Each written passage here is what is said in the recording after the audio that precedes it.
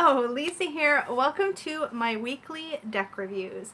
So if you are new to my channel, I like to do this video every single Sunday morning, and it is when I share with you basically what my thoughts are on the decks that I've been working with over the past week. And I talk about what I'm going to be working with next week. So with that said, let's get right into it. So this is what I've been working with this week. Look at this giant bag that Peggy made me. And it's for a reason, because it is holding a giant deck. So if you haven't seen the Luminous Void Tarot, it is a beauty. It was in my favorites this month because I couldn't help myself. I was really enjoying working with it. There was something so aesthetically wonderful about working with these cards.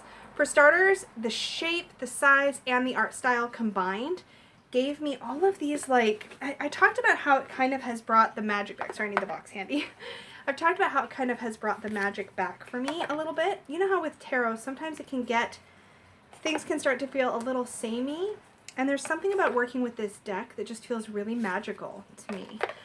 It feels very connected to spirit. This deck feels very connected to emotion, to soul work. It felt like it was just talking right to me when I was pulling cards for myself. It was surprisingly easy to read, and I will say that one of the things that I particularly enjoyed about working with this deck was the little guidebook, which I'm not even sure you can call it a guidebook. It's like a pamphlet of like 4 pages.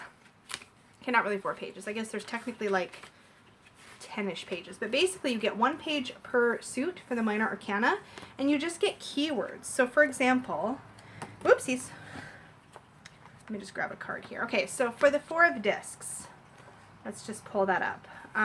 4 of discs in this little guidebook says material power, vitality, and integrity, financial responsibility. The way that this is written, it's straightforward and it's very, very clear, but it feels very neutral, and it's not, to me it makes perfect sense when I'm looking at the artwork and I read what the author and the artist of this deck has written. It's like, oh, of course, that totally makes sense.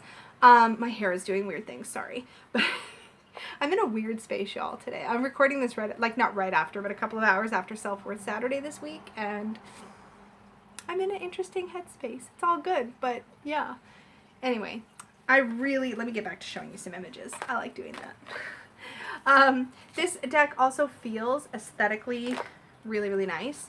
Most of you know that I really enjoy, let's do it this way, really enjoy working with larger decks to begin with.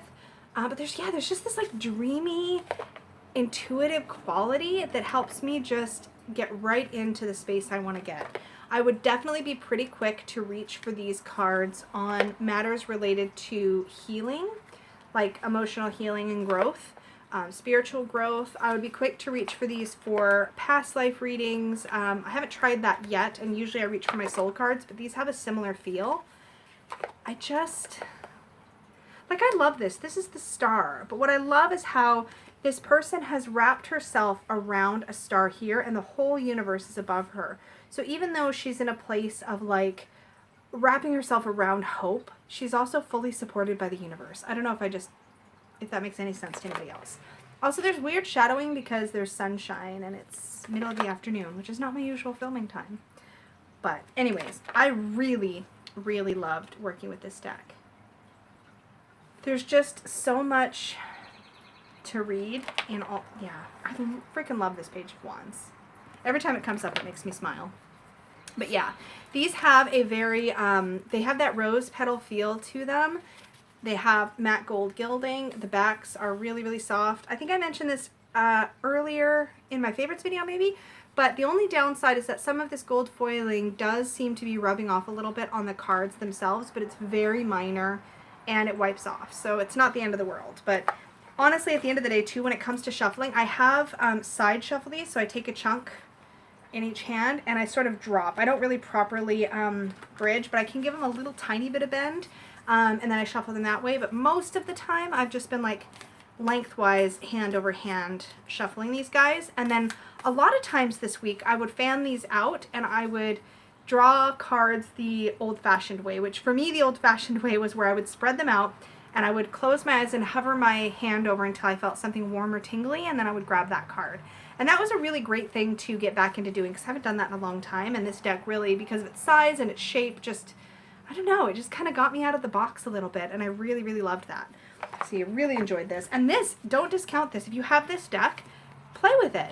Play with the little guidebook because there's a lot of really great little poignant messages in here that I think tie into the artwork really well. And of course the majors have just the same length of keywords. And then there's a little bit in the front that talks about like the swords as a suit, the discs as a suit, etc. It's a really well done little thingy, little white book. So yeah, really enjoyed the Luminous Void Tarot. The artist on this one is Laura Zuspan, Z-U-S-P-A-N. There you go. And you can still get this deck. It is an indie deck, but I was able to get it right from her website, I believe. So loved this. And I love that Peggy made a bag big enough to hold this giant box. But it also was giant enough to hold the crystal I was working with all week, which is Apatite Crystal. Palmstone, I got this year at one of the gem shows, and I just freaking love this one. I got this one at the second gem show that Peggy and I went to together. I love the color. It's like a great size.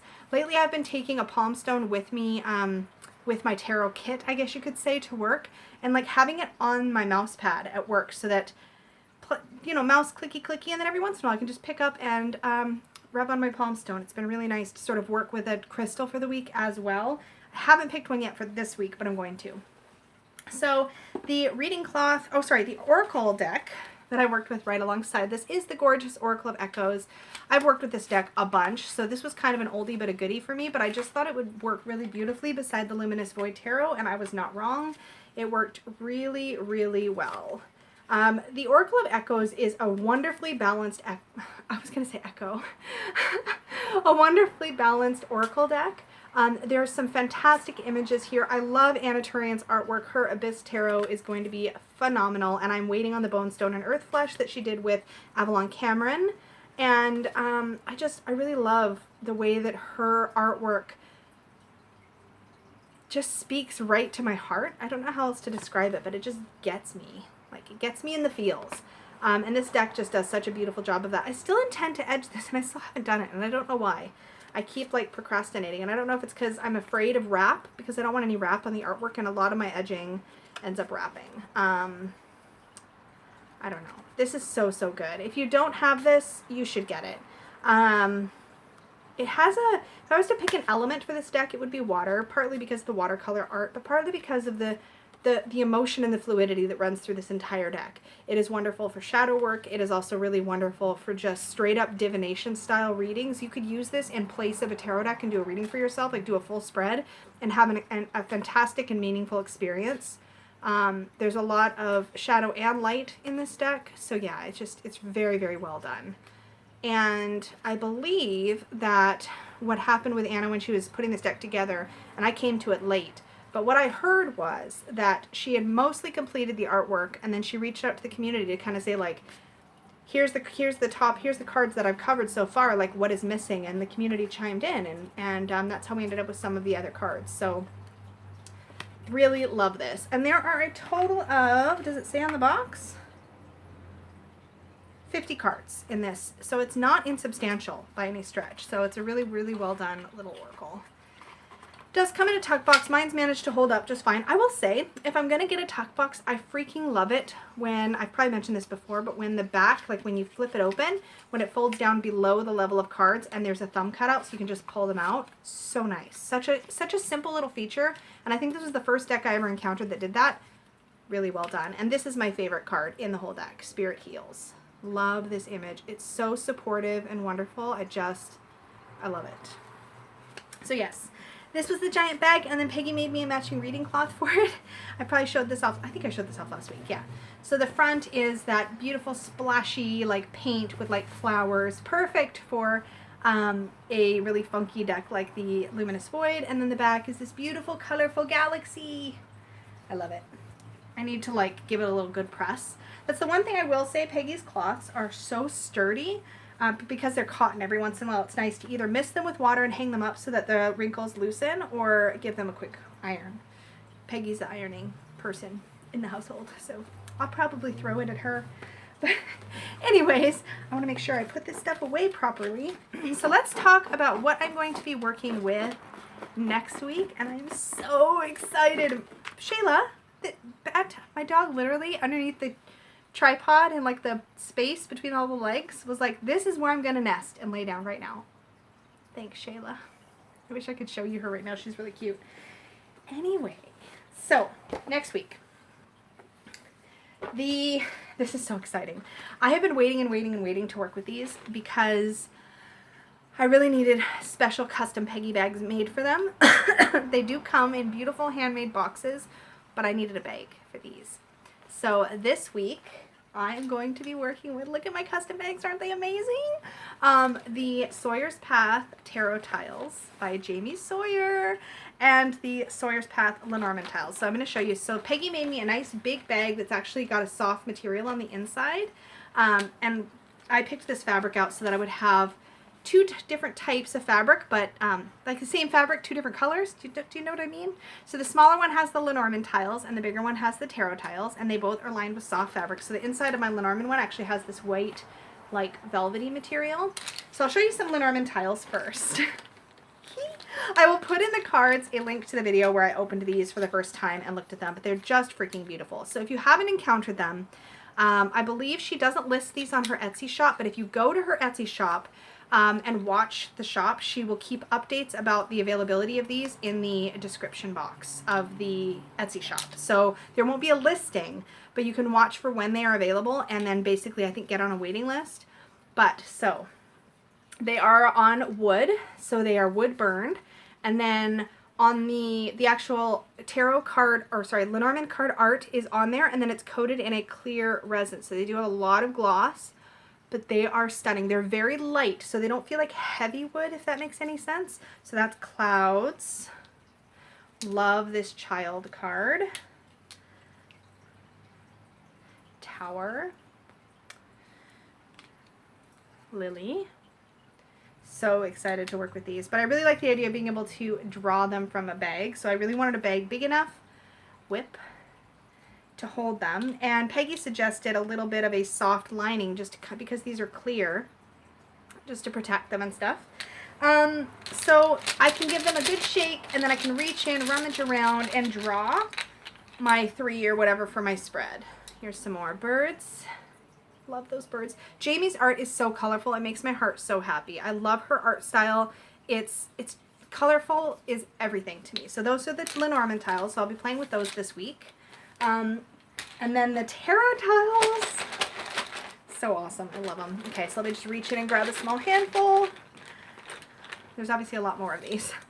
So these are neat because on the fronts you have the tarot cards, there's the death card, but on the back you have the astrological association. So that's Scorpio for death. This is so freaking cool. Okay, and then we have, this is going to be the King of Wands. And then on the back you have Fire of Fire, Scorpio, and Sagittarius. And then we have the Knight of Cups. And you have Air of Water. And then on the back, sorry, Air of Water, and then Libra and Scorpio. A lot of Scorpio, holy cow. That I just drew. And then you have, this is the Seven of Wands. And then on the back you have Mars and Leo. We have the Lovers, love that image, and Gemini. So you can see kind of how they're set up. So these, you can use them front or back. The Lenormand, what you have wood burnt on the back is the same for all of the tiles, and this is the Sawyer's Path logo. So they're just really, really elegantly done. Oh, you guys, these are so stunning. And because they're so little, sorry my nose is so itchy. Because they're so little, what I'm going to be working with for a reading cloth is my little itty bitty mini cloth. I don't know if I've ever shown this on the channel. Peggy made this for me a long time ago. It's like got a black, my nose is so itchy, a black faux suede on one side, a black velvet on the other side, and then she embroidered this really sweet crystal ball that she's also going to be making me. I don't think I got it yet. She thought she was all caught up on my custom requests. She might not be, but I want to get this embroidered on a little mini bag for my Mildred Payne Secret Pocket Oracle as well. But I just love that little crystal ball. So this is what I'm going to be using with my tiles, because I can fit lots and lots of tiles on such a little cloth. So I'm really excited to be working with those. But mostly I just am so excited to be able to play with my tiles and cart them around with me. And yeah, the other neat thing about the tiles, I will say, is because of their size. You know how a lot of times you'll have like a book that has spreads in it, or you'll have a spread that you can print out from the internet. These are so little that you can like just put them like in their spread positions. And like, can you imagine, like, these are the Lenormand ones again, but for the Lenormand ones, like, look how little space 3 tiles takes up. So you can imagine laying out a grand tableau would be a breeze. So exciting. I cannot wait. Anyway, I'm going to keep this one pretty short, but that is what I'll be working with next week. Thank you for hanging out with me. I would love to hear what you are working with at the moment. Are you working with a tarot deck and an oracle deck right now? Do you like to have several decks on the go? What's your current, like, love affair? Tell me down below. Don't forget to like, share, subscribe, and all of that good stuff. Links for my Etsy shop. That's what I was going to say. For mine and Peggy's Etsy shops are down below if you want to book a reading with me or buy a bag or a cloth from her. And I think that's it for now, guys. I will talk to y'all again very soon. Bye!